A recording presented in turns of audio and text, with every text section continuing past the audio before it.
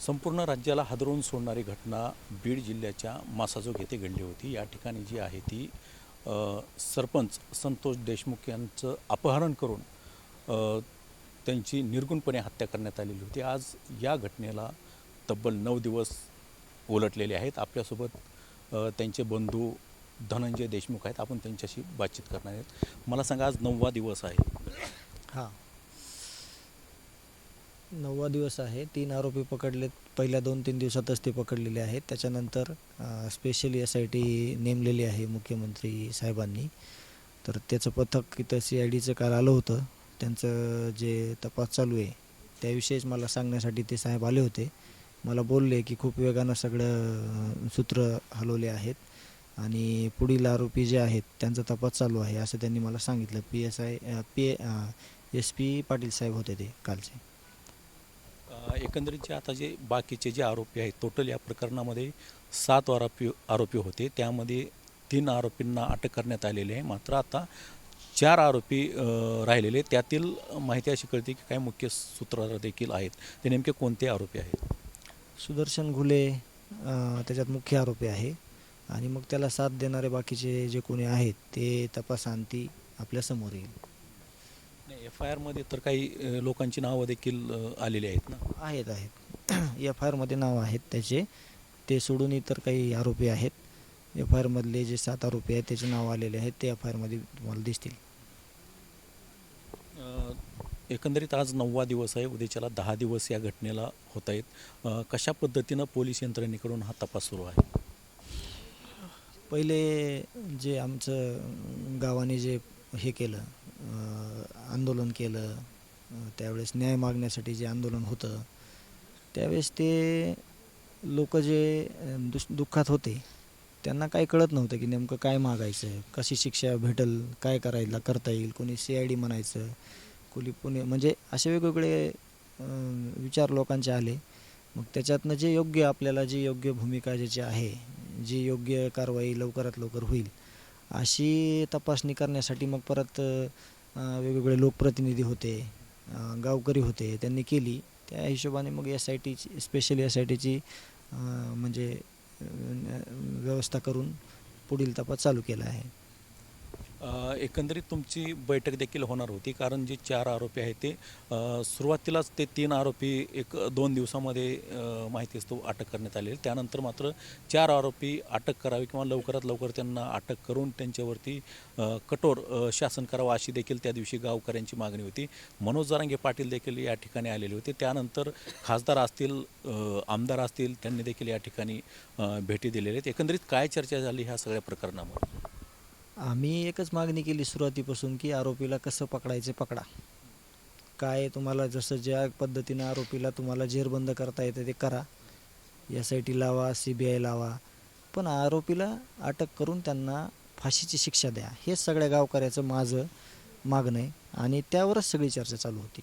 आणि तीच चर्चा चालू आहे की लवकरात लवकर आरोपीला पकडा आणि त्यांना फाशीची सजा द्या। एकंदरीत तुम्ही जे दिलेलं पोलिसांना अल्टिमेटम होतं ते आज माझ्या माहितीस तो 3 दिवस आज झालेले आहेत। त्याच्यानंतर काही पोलिसांसंदर्भामध्ये किंवा SPंसंदर्भात काही चर्चा वगैरे तुमची झाली का गावकऱ्यांसोबत? गावकऱ्यांसोबत चर्चा झाली। आता उद्या दशक्रिया विधी आहे, त्याच्यामुळं मग ते उद्या मंजरत या ठिकाणी दशक्रिया विधी ठेवला होता अगोदर, पण गावकरी म्हणले की आम्हाला सगळ्यांनाच दशक्रिया विधीसाठी यायचं आहे। मग परत गाववाल्यांना नियोजन बदललं की दशक्रिया विधीच मासाजोग इथे ठेवला। जे साठवण तलाव आहे त्या तलावाच्या एरियामध्ये हा दशक्रिया विधी ठेवला आहे, जेणेकरून सगळ्या लोकांना यायचं सोयीचं होईल तिथं। एकंदरीत आज एक दुपारी व्हिडिओ व्हायरल झाला सोशल मीडियामध्ये। त्या व्हिडिओमध्ये जो निलंबित PSI आहे तो आणि जो तुमच्या ह्या प्रकरणातील जो आरोपी आहे तो त्या CCTVमध्ये दिसतं। नेमकी काय चर्चा झाली असेल किंवा तुम्हाला याच्या संदर्भात काही माहिती आहे? हां, आम्ही अगोदरच तिथं माझे मित्र संदीप नायकवाडे आणि नितीन भांगे, ते माझ्या ओळखीचे नव्हते, संदीप नायकवाडेचे ओळखीचे होते ते। तर आम्ही तिथं चर्चा करत होतो आणि चहा पाणी चालू होतं आमचं तितक्यात। म्हणजे त्या ठिकाणी तुम्ही पण होतात? अच्छा, ओके।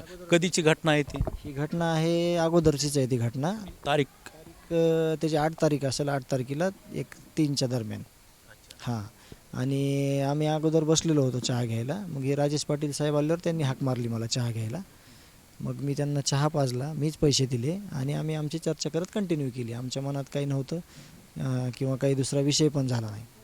कारण एकंदरीत हा जो व्हिडिओ व्हायरल झाला आहे सोशल मीडियाच्या माध्यमातून कारण जे कृत्य झालेलं आहे ते जे सरपंच आहेत संतोष देशमुख यांच्या बाबतीत झालेलं आहे आणि त्या हॉटेलमध्ये जी आहे ते जो निलंबित पोलीस अधिकारी आहे तो आणि जो मुख्य सूत्रधार आरोपी आहे तो देखील आहे आणि त्या ठिकाणी तुम्ही देखील त्या व्हिडिओमध्ये दिसतात. नेमकी काय चर्चा झाली असेल?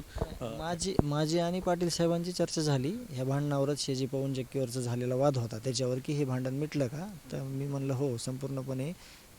मी तर पाठीमागून गेलतो समजा, तर हे भांडण राहिलं नाही काही आणि माझ्या मनात काय असतं तर आम्ही त्याच्यावर चर्चा केली असती की काय करावं लागेल काय नाही. तर भांडण मिटलं आहे, मिटून गेलं आहे म्हणलं हे भांडण.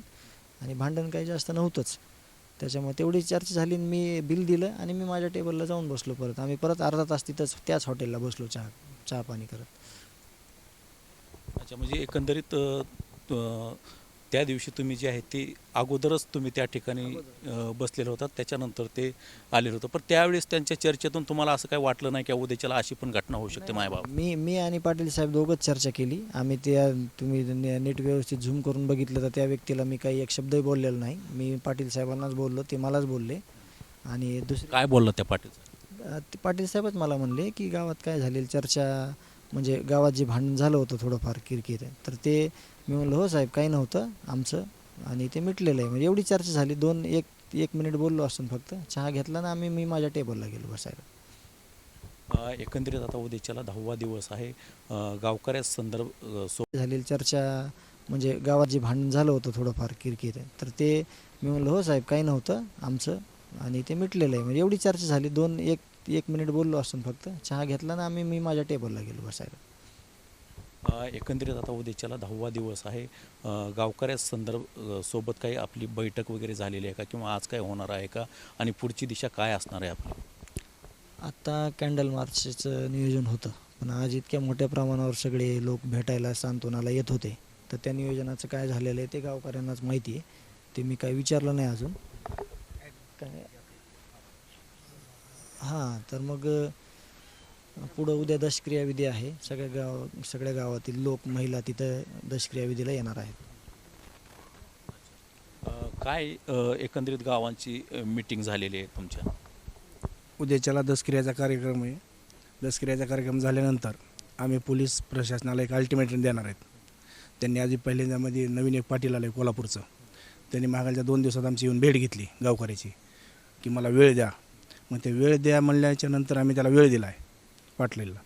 मग वेळ दिला आहे तर पण आता आमची दसक्रियाचा कार्यक्रम असल्यामुळे वेळ त्यांची आजच मर्यादा संपली, पण उच्चाला आम्हाला दसक्रियाचा कार्यक्रम असल्यामुळे आम्ही त्यांना अजून 1 दिवसाचा वेळ देतो, कालावधी दिला आहे. एकंदरीत हे जे समजा त्यांचे बंधू असतील किंवा तो आरोपी असेल आणि पोलीस अधिकारी असेल, त्यांचा एक व्हिडिओ आज सोशल मीडियावरती व्हायरल झालेला आहे आणि त्या व्हिडिओमध्ये तो घटनेच्या 1 दिवस अगोदरचा व्हिडिओ आहे. त्याच्यानंतर तो व्हिडिओ व्हायरल झाल्याच्या नंतर दुसऱ्या दिवशी ते कृत्य घडलेलं आहे. कसं पाहता एकंदरीत या घटनेत? ह्या घटनेचा आणि त्या व्हिडिओचा अर्थात एक म्हणजे एवढं काही हे येत नाही.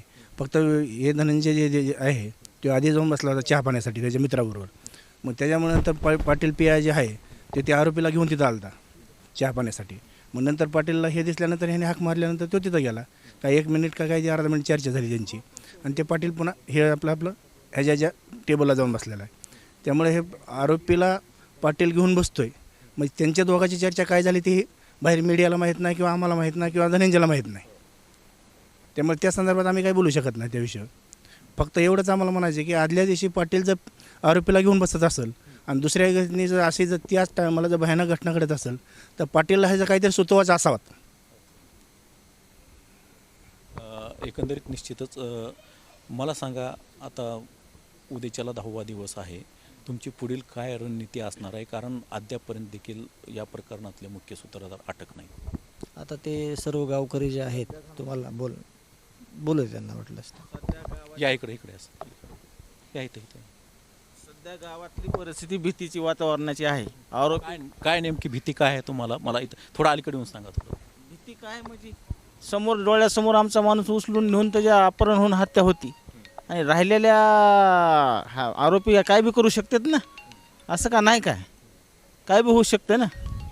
त्याच्यामुळे गावात भीतीचं वातावरण आहे. लोक समोर यायला भ्यायला लागलेत, कुणी बोलायला तयार नाही.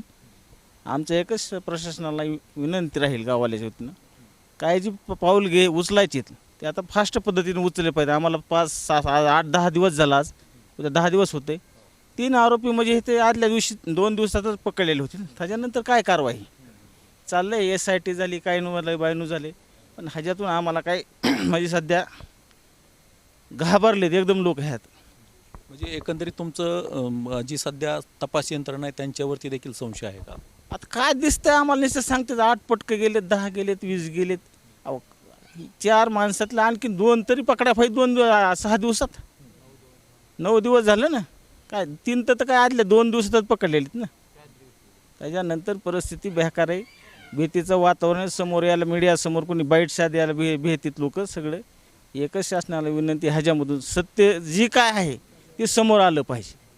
एकंदरीत त्यांचे जे बंधू आहेत हे धनंजय देशमुख यांनी देखील सांगितलेलं आहे की समजा आमच्यामध्ये काही जातीय तेढ वगैरे काय नाही असं त्यांनी स्टेटमेंट देखील त्यांचं आहे. नेमकी भीती कशाची वाटते? भीती म्हणजे आता राहिलेल्या एखाद्याचं आमचं ते फिर्या हे आपलं ते साक्षीदार जे आहेत ते त्यांना काय भीती वाटते का उचलून आपल्याला नेऊ शकतात, काय बी होऊ शकते, अशा घटना आहेत ना. या संदर्भात काय तुम्ही पोलीस प्रशासनाशी काही चर्चा केली का किंवा त्यांना काय बोलला?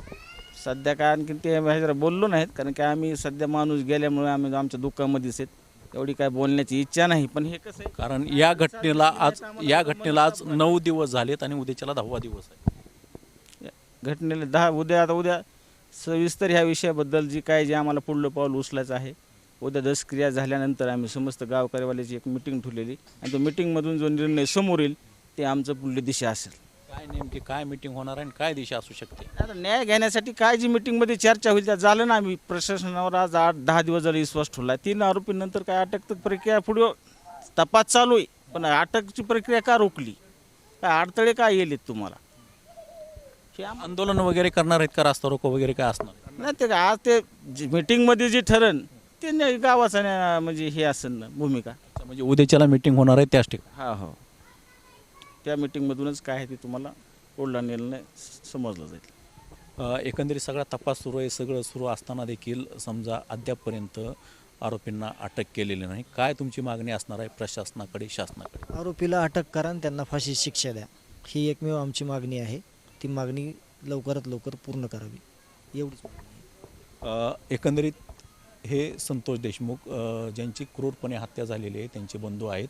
आणि या ठिकाणी आपण काही सोबत देखील आपण या ठिकाणी चर्चा केलेली आहे. मात्र सगळ्याचंच म्हणणं असं येतं आहे की हे जे आरोपी आहेत या आरोपींना ताबडतोब शोधलं पाहिजे आणि त्यांना फासावरती लटकलं पाहिजे. मात्र एक दुपारी एक सोशल मीडियावरती व्हायरल व्हिडिओ झालेला होता. त्या व्हायरल व्हिडिओची चर्चा देखील झालेली होती. त्या संदर्भात देखील आपण धनंजय देशमुख यांच्यासोबत बातचीत केलेली आहे. त्यांनी असं सांगितलेलं आहे की त्या घटनेच्या आदल्या दिवशीचा हा व्हिडिओ 8 तारखेचा व्हिडिओ आहे आणि ते एकीकडे बसलेले होते. मात्र त्यांना त्या ठिकाणी जो पोलीस अधिकारी आहे त्यांनी बोलवून घेतलेलं होतं. जो वाद या ठिकाणी जो पवनचक्कीचा झाला होता त्या संदर्भामध्ये त्यांनी चर्चा केलेली झाल्याचं त्यांनी सांगितलं आहे. रोहिदास हातागळे, मुंबई तक, मासाजोग, बीड.